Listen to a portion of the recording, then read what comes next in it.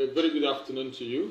This is the presidency of the All Africa Students Union, here today again to address some pertinent issues around the continent, especially as it concerns our passionate advocacy for the lift of sanctions on Zimbabwe after protracted 20 years of being in existence. We have discussed in the last time, separate to our last press conference, that we talked about some reasons that is making it very imperative for sanctions to be lifted on Zimbabwe. We are still standing on those points, especially around the four key reform pillars that the administration of Idi Mnangagwa has put in place to make it the lift of sanctions very attractive.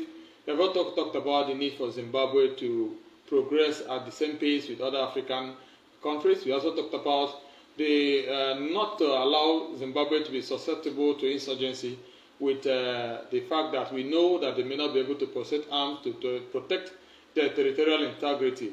We also feel that Zimbabwe has done a lot in terms of education and has a lot of human capital that can also drive development not only in Zimbabwe but also in the entire SADC and entire Africa. Agri-development has been excellent in that country with the excellent harvest of which they have had even during the last year's farming season. And so we can go on and on. And that is why today we are here to announce the final lap of activities which will now take various student and youth leaders. About 50 student and youth leaders from across Africa and beyond will be landing in Zimbabwe, Harare on Monday, for our rally and world press conference. And by this press conference, we intend to invite the world press, wherever they are, to join us in Harare, Zimbabwe. These youth and student leaders across the length and breadth of Zimbabwe and the entire SADC region to join all of us who are coming from all other parts of Africa for this solidarity march and vigil that we intend to keep on the 9th or 24th of October. That is eve before the 25th of October, that we are demanding that the entire United Nations, United States, United Kingdom, and other international systems see it very pertinent that sanctions on Zimbabwe is long overdue for lifting, so that we can give Zimbabwe under the new leadership and ease of breath. And we also feel it's important to also mention that this is a fight and of course a struggle of our generation. We feel that our generation of Zimbabweans should be given an opportunity to stand and of course be at par with their colleagues in other countries. It is not a partisan fight. It's not about the various political interests that are in that country or beyond. It's about our generation of Zimbabweans. So this is us calling on everybody from all beyond the whole of Africa, the whole of Zimbabwe, and even beyond to join us on that very peaceful vigil, just to re-emphasize the interest of youth and students on the continent that these sanctions should be lifted and should be lifted now. The visit is also going to mark a solidarity visit to the government and people of Zimbabwe to show that we are with them.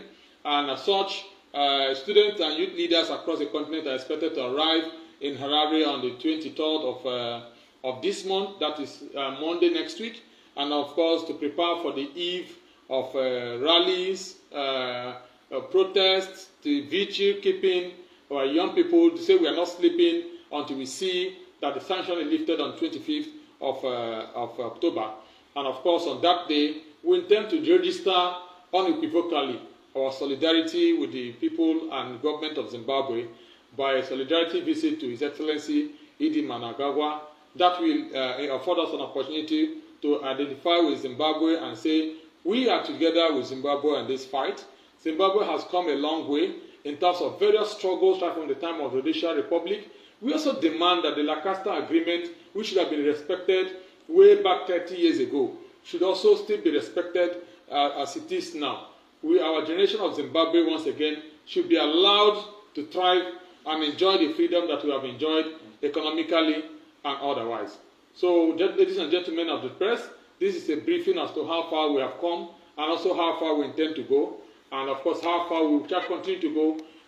Whatever happens on 25th of October, they shall determine the next line of the struggle, which is going to continue until such a time that this struggle, these sanctions that we feel that is long overdue for lift are lifted on our dear Zimbabwe. I also recall that we also presented these issues to so many prominent people across the continent. We have written to so many embassies, to governments. We also physically visited some prominent statements on the continent to lend their voice to this. We visited a week ago at Abuja. We visited the former president of Nigeria, who is of course the AU head of the delegation to the Horn of Africa, former president Osisiogu Osikenyi. And this is one of those prominent activities that we have engaged in, and we shall continue to engage. But next week shall see us arrive in the great city of Harare to register our solidarity and intensify the force at which we are carrying this advocacy. Thank you very much. Any question from members of the press?